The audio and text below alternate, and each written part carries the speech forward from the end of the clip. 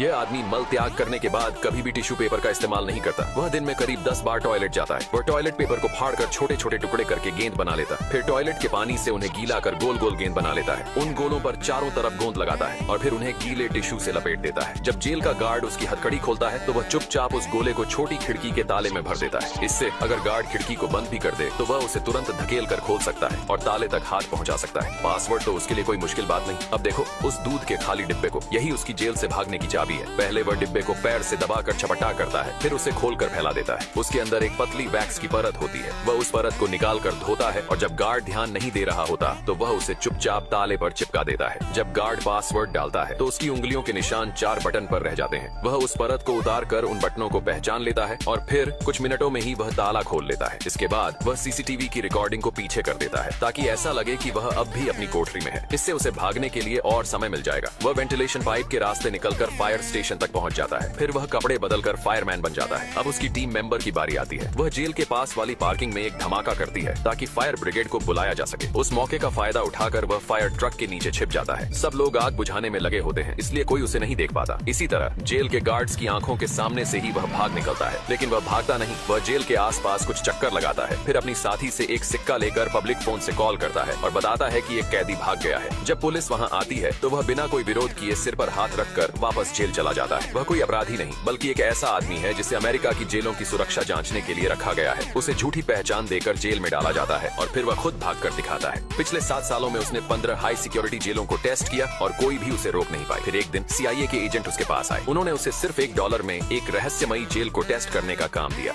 उस $1 के लिए वह मान गया। पहले की तरह ही उसे नकली नाम, एक संपर्क व्यक्ति और एक निकासी कोड दिया गया ताकि जेल में रहते हुए उसकी सुरक्षा बनी रहे। उसकी साथी ने उसके शरीर में एक ट्रैकर भी डाल दिया था। सब कुछ एकदम सही लग रहा था, लेकिन उसे नहीं पता था कि इस बार वह एक बहुत बड़े जाल में फंस चुका है।